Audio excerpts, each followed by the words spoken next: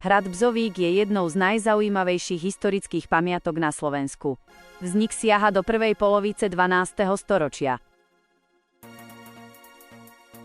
Bala sa z obavy pred tureckým nebezpečenstvom vyhnal mníchov a začal s mohutnou prestavbou kláštora na goticko-renesančnú protitureckú pevnosť, hrad.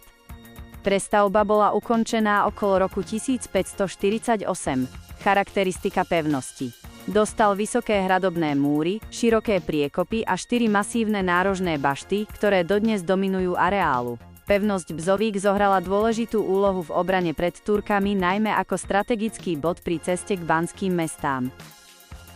Hrad Bzovík je v súčasnosti národná kultúrna pamiatka a je prístupný pre verejnosť, aj keď ide o rozsiahlu zrúcaninu. Bzovík je voľne prístupný počas celého roka a je obľúbeným cieľom pre turistov, ktorí obdivujú monumentálne hradby a mohutné bašty.